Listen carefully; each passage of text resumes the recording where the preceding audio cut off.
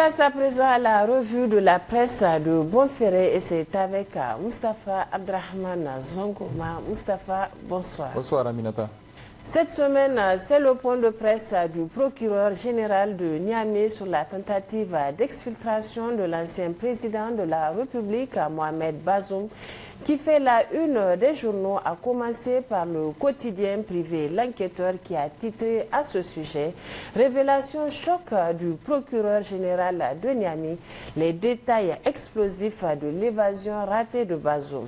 Aminata, le confrère écrit le mardi 31 octobre 2023, le procureur général près de la cour d'appel de Niamey, M. Salissou Cheibou, a animé un point de presse relatif à la tentative d'évasion de l'ancien président de la République, Bazoum Mohamed. M. Salissou Cheibou a relevé que dans la nuit du 18 au 19 octobre 2023, un groupe d'individus a tenté d'exfiltrer l'ancien président de la République, Bazoum Mohamed, qui était détenu au palais de la présidence depuis le coup d'État du 26 juillet 2023. À 3h05 exactement, Bazoum Mohamed, sa famille, sa sécurité et ses cuisiniers transportant divers colis ont été interpellés par deux agents de la garde présidentielle alors qu'ils se dirigeaient vers la sortie du palais présidentiel. Au même moment, un véhicule en stationnement dans le couloir de l'annexe 2 du ministère de la Défense nationale les attendait en vue de les acheminer dans une maison sise au quartier Tchangare de Niamey, lieu de regroupement convenu dans le plan d'exfiltration. Une fouille minutieuse des colis transportés par les fugitifs et une perquisition opérée dans la résidence de l'ancien président Bazoum Mohamed ont permis de découvrir d'importantes sommes d'argent en francs CFA et autres devises, des téléphones portables et une quantité d'or.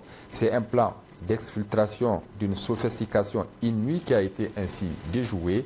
Le plan était censé se dérouler en 4 phases distinctes. La phase préparatoire, la mise en œuvre de l'action, c'est-à-dire l'exfiltration du camp de la garde présidentielle, le regroupement au quartier Tchangare de Niamey et un mouvement vers Birning Kebi au Nigeria par hélicoptère.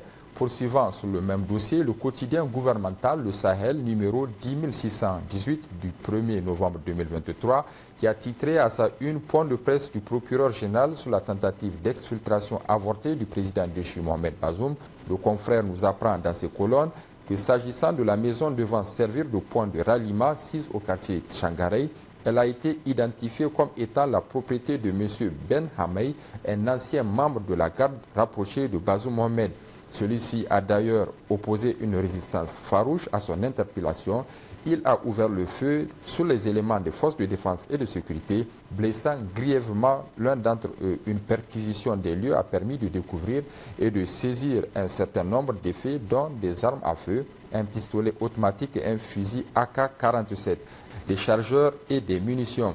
Sur place, il a été relevé la présence d'un groupe de charlatans en plein travail. Aux premières constatations, Ben Hamey semble être le cerveau présumé des opérations.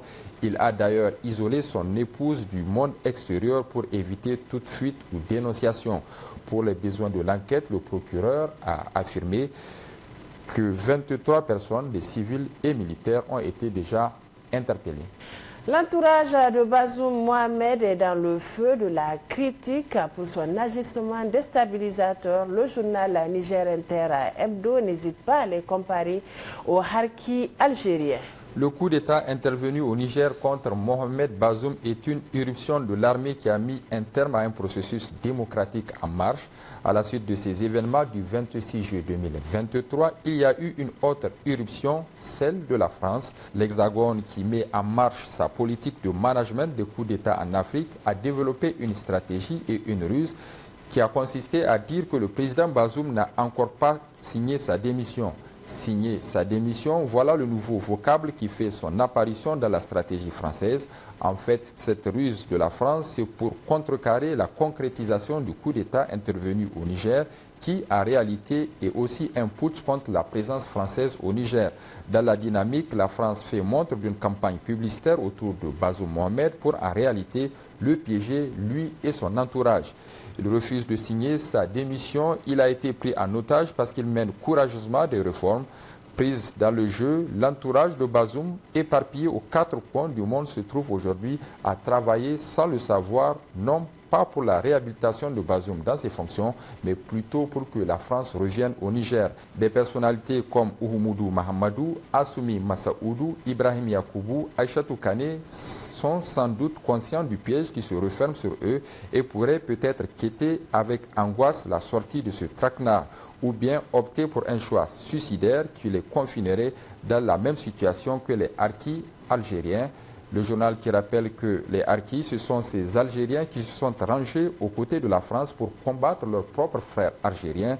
Avec la victoire du peuple algérien, la France n'a eu d'autre choix que de ramasser certains d'entre eux pour les ramener avec elle en France.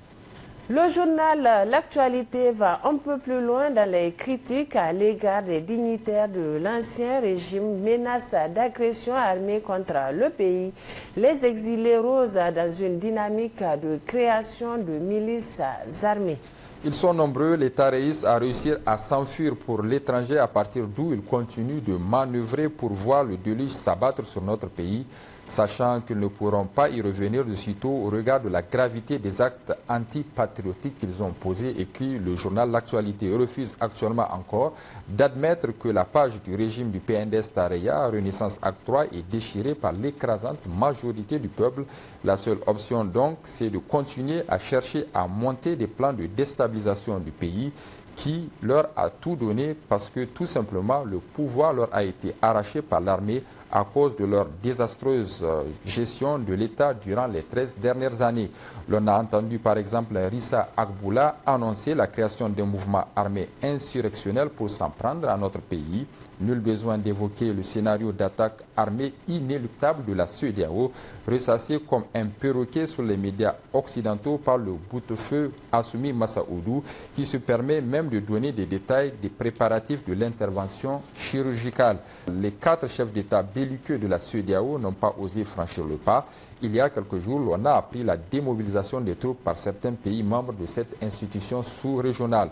Pour autant, la vigilance doit continuer d'être de mise. Les centaines d'inconditionnels de la secte rose qui se sont exilés à l'étranger ne dorment pas. Ils nourrissent toujours de manœuvres de déstabilisation à travers la création de milices armées capables de venir perpétrer des actes de terrorisme de grande ampleur dans le pays. Il y en a qui ont pu sortir clandestinement avec beaucoup d'argent dans le pays et d'autres à qui l'on envoie des fonds à partir du Niger dans le cadre de la concrétisation de ce funeste projet qui n'a aucune chance de prospérer. L'hebdomadaire privé Le Renouveau s'intéresse aux agissements de l'autre ancien président de la République, Issoufou Mahamadou. Le confrère estime que Issoufou Mahamadou veut récupérer le coup d'État du 26 juillet 2023 et pour cela, il est en train d'abattre ses dernières cartes. C'est un secret de polichinelle. L'ancien chef de l'État fait des pieds et des mains pour retourner à son avantage les événements du 26 juillet 2023 dans lequel son implication personnelle est explicitement soutenue par plusieurs sources. Selon Ali Chekou Ramadan Maïna, une sommité parmi les membres fondateurs du PNDS Tareya, certains camarades, dont Foumokoye Gadou en tête, s'adonnent à un immense travail souterrain pour ramener Issoufou Mahamadou de nouveau président de la République après une brève transition, car Bazoum serait un incapable qui l'a trahi. Issoufou Mahamadou le confie lui-même directement par téléphone à de nombreux interlocuteurs, opérateurs économiques, des cadres et responsables des structures du parti à divers niveaux, des leaders d'opinion, des anciens députés, écrit Sékou Maïna. Pour Issoufou Mahamadou, l'ami et compagnon politique de 30 ans que Bazoum Mohamed est devenu le nouvel ennemi à abattre à tout prix. Dans cette tâche, il est aidé par ses épouses et des mercenaires tels que Maman Ousseini Garba, Al-Kassoum Indatou, Daouda Marté, Kalla Ankaraou, Zakarou Oumarou et consorts. Ils ont dépêché sans succès auprès de certains leaders politiques de la MRN. Le petit jeu de l'ancien chef de l'État ne trompe personne. Issoufou Mahamadou s'échine à récupérer à son avantage l'intrusion de l'armée sur la scène politique. Entre intrigues à n'en finir et distribution effrénée de bakchiche, Issoufou Mahamadou abat ses dernières cartes dans l'espoir chimérique d'assurer sa survie politique. Mais attention, dans la mythologie grecque, le lion de Némée, invulnérable selon la légende, a été vaincu par Hercule. De toute évidence, le lion de Dandaji risque d'être vaincu par ses turpitudes politiques. Sanction de la CEDEAO contre le Niger, l'étau se dessert autour du pays. C'est le titre qui barre la une du journal Le Monde d'aujourd'hui de cette semaine. On apprend en effet, Aminata, que l'Allemagne voudrait travailler à stabiliser l'Afrique de l'Ouest pendant que la France travaille à y s'aimer le chaos. Mais peut-être qu'il faut comprendre la France car le Niger va lui échapper après le Mali et le Burkina. Ne pouvant arrêter l'épidémie, elle devra chuter de son rang au sein de l'Europe pour n'être qu'une misérable puissance sans puissance. C'est sans doute le pire désastre que la France redoute pour vouloir, sans la lumière, s'imposer sur le continent, manquant de la diplomatie appropriée pour reparler avec l'Afrique après l'avoir insulté pendant de longues décennies de mépris. Quant aux États-Unis et les Nations Unies, leur position est claire. Niamey est désormais fréquentable et Washington décide désormais sans s'en cacher. Tant pis pour la France de parler avec le CNSP, seul organe qui le reconnaisse à la tête du Niger depuis qu'il prenait acte du coup d'État et de la destitution de Bazoum Mohamed. D'ailleurs, les Nations Unies ont relevé que les sanctions prises contre le Niger sont illégales et disproportionnées.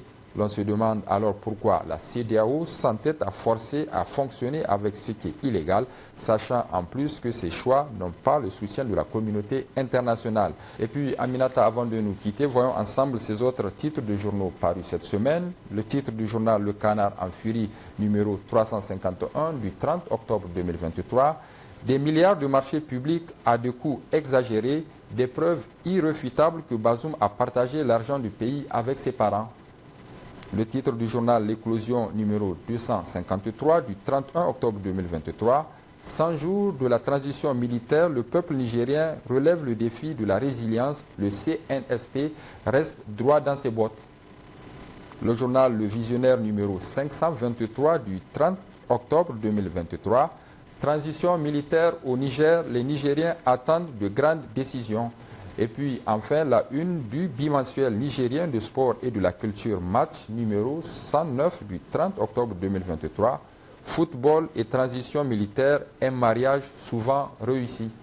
Moustapha Zongoma, merci. Merci Aminata Yayamega. Merci également à vous de nous avoir suivis. Ici se referme cette édition d'information. Excellente soirée en compagnie des programmes de la télévision.